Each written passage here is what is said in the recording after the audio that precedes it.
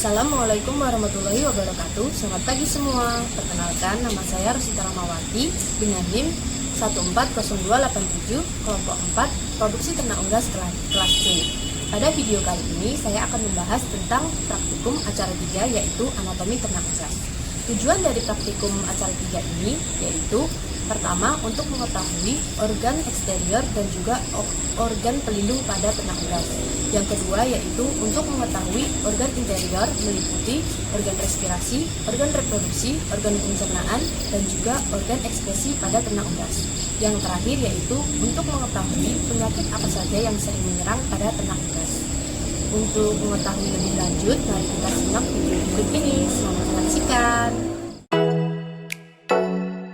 Materi yang digunakan pada acara 3 yaitu ayam jantan, ayam betina, gunting, pisau dapur, plastik sebagai alas, handscoon, dan jas laboratorium.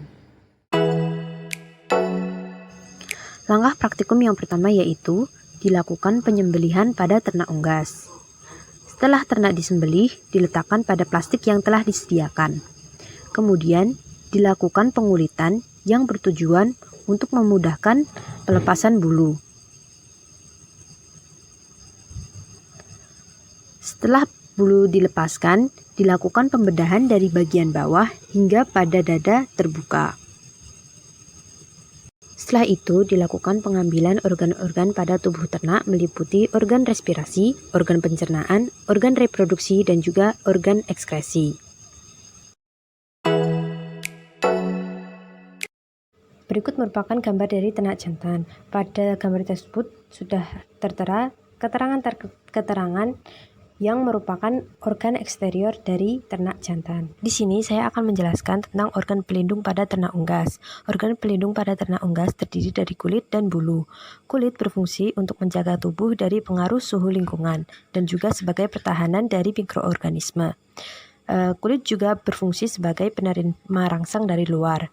Selanjutnya yaitu bulu. Bulu berfungsi sebagai isolator, reseptor dari luar sebagai sarana untuk terbang, untuk memikat lawan jenis, juga dapat digunakan untuk mendeteksi kesehatan ternak. Berikut ini merupakan tampilan dari organ respirasi pada ternak unggas. Organ respirasi pada ternak unggas yang pertama adalah hidung. Hidung merupakan organ respirasi eksternal yang langsung berhubungan dengan lingkungan luar dan merupakan tempat pertukaran atau keluar masuknya oksigen dan karbon dioksida. Lalu kemudian ada laring. Pada laring terdapat katup yang membuka dan menutup pada saat ayam bernapas. Selanjutnya ada trakea. Trakea merupakan saluran yang berbentuk tabung yang berfungsi sebagai jalur udara yang menghubungkan hidung ke paru-paru atau sebaliknya. Selanjutnya yaitu bronkus. Bronkus merupakan percabangan dari trakea dan filter terakhir udara yang masuk. Bronkus memisahkan paru-paru kanan dan paru-paru kiri. Selanjutnya yaitu bronkeolus. Bronkeolus merupakan percabangan dari bronkus. Yang terakhir yaitu alveolus sebagai tempat pertukaran oksigen dan karbon dioksida. Paru-paru kanan dan paru-paru kiri memiliki perbedaan, yaitu paru-paru kanan memiliki 3 gelambir sedangkan paru-paru kiri memiliki 2 gelambir. Fungsi utama paru-paru adalah tempat pertukaran oksigen dan karbon dioksida, terutama dalam alveolus.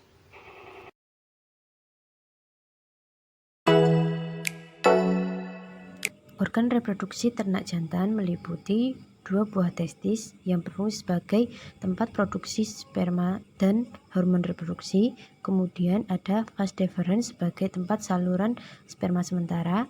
Kemudian ada saluran putih yang disebut epididymis. Kemudian sperma akan dikeluarkan melalui kloaka. Organ reproduksi betina yang pertama yaitu adalah ovarium. Ovarium merupakan tempat pembentukan ovum. Di sini terlihat ada telur yang berkembang dan ada bakal-bakal telur. Selanjutnya yaitu adalah oviduct. Oviduct terdiri dari infundibulum yang berfungsi sebagai tempat penangkapan telur, kemudian magnum dan juga isthmus. Di sini terlihat uterus yang di dalamnya sudah terdapat telur yang siap untuk dikeluarkan. organ selanjutnya yaitu vagina. Kemudian telur akan dikeluarkan melalui kloaka. Berikut merupakan tampilan dari organ pencernaan ternak unggas. Pakan yang masuk itu melalui paruh dan masuk ke esofagus. Kemudian masuk ke korp atau tembolok. Tembolok ini besar karena masih terdapat pakan di dalamnya. Kemudian masuk ke proventriculus, terjadi pencernaan secara enzimatis. Setelah dari proventriculus, kemudian pakan masuk ke gizzard atau ventriculus atau sering disebut ampela. Di sini pakan dicerna secara fisik mekanik dengan bantuan batu kerikil. Kemudian pakan akan masuk ke usus halus yang sepanjang ini biasanya terjadi penyerapan nutrisi. Di sini ada dua percabangan yang disebut dengan sekum. Pakan kemudian akan masuk ke usus besar untuk penyerapan air dan penambahan garam-garam mineral. Untuk selanjutnya akan dikeluarkan berbentuk feses melalui kloaka. Organ ekskresi pada ternak unggas yaitu meliputi satu pasang ginjal yang melekat pada tulang punggung ternak. Kemudian ada saluran ureter yang menghubungkan ginjal dengan kloaka. Lalu urin yang telah dibentuk akan ke kloaka pada bagian urodeo. Ini saya akan menjelaskan tentang penyakit yang menyerang pada ternak unggas. Yang pertama yaitu penyakit gumboro.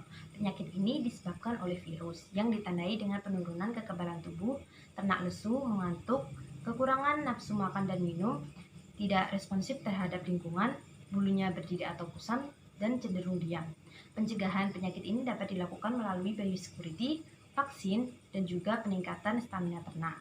Biosecurity ini dilakukan dengan cara pemisahan sementara ternak yang sakit dengan ternak yang sehat. Kemudian dapat dilakukan pembatasan lalu lintas orang, hewan, produk hewan, dan media pembawa penyakit lainnya.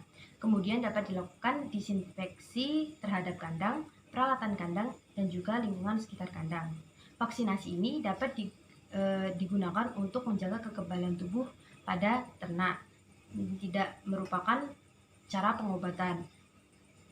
Ternak yang divaksin tidak pasti tidak akan sakit, tapi lebih ke upaya untuk mengurangi kerugian yang ditimbulkan oleh suatu penyakit. Selanjutnya yaitu Fowlpox atau cacar cingir ayam. Fowlpox ini adalah penyakit menular yang disebabkan oleh virus. Penularan penyakit ini terjadi melalui udara, gigitan nyamuk yang terinfeksi atau mungkin tertelan keropeng penderita penyakit yang terkelupas. Gejala klinisnya yaitu lesi pada kulit di daerah kepala, di tempat yang tidak berbulu seperti kaki dan pantat, lesi di daerah mulut, dan lesi di daerah hidung. Pencegahan dan pengobatannya dapat mengolesi yodium pada luka cacar dan memberi vaksin virus cacar pada unggas yang hidup. Selanjutnya yaitu tetelo atau Newcastle disease. Tetelo ini merupakan penyakit menular yang terjadi akibat infeksi viral yang menyebabkan gangguan pada saraf pernapasan. Keganasannya dimulai dari sangat tinggi atau filogenik, cukup tinggi, mesogenik, dan sangat rendah yaitu lentogenik. Penyakit ini disebabkan oleh virus Paramecium. Gejalanya yang timbul yaitu gangguan pernapasan yang dimulai dari megap-megap, batuk, bersin, dan ngorok mencret. Kotorannya encer, agak kehijauan, bahkan dapat berdarah. Jenggot dan kepalanya biasanya berwarna kebiruan, korneanya keruh, dan dapat menyebabkan kelumpuhan, kejang-kejang, dan leher terpelintir. Penanggulangan dari penyakit ini dapat dilakukan dengan beberapa cara, yaitu ayam yang tertular harus dikarantina, tapi bila sudah tingkat tinggi maka harus dimusnahkan. Selanjutnya dapat memelihara kebersihan kandang dan sekitarnya. Dapat juga melakukan pengendalian terbaik yaitu digunakan vaksin seperti vaksin strain FK dan Lasota. Yang selanjutnya yaitu polorum atau berak kapur. Penyebabnya ini disebabkan oleh bakteri Salmonella polorum. Tanda yang nampak adalah kotoran berwarna putih lengket seperti pasta dan menempel pada dubur. Tubuhnya lemah lesu, mengantuk, kedinginan, dan cepat terengah-engah. Bulunya juga terlihat kusam. Kadang dapat terjadi kelumpuhan. Penularan ini dapat terjadi terutama dari telur, dan penyebarannya langsung dari pengeraman, penetasan, kotak anak ayam, kandang yang tercemar, peralatan, burung liar, dan juga limbah peternakan. Pencegahannya dapat dilakukan dengan menjaga kebersihan kandang serta makanan dan minuman. Dapat juga dilakukan dengan mengisolasi ayam yang sakit dan pengobatan dengan obat jenis sulfa dan antibiotik. Sekian video praktikum dari saya. Terima kasih. Wassalamualaikum warahmatullahi wabarakatuh.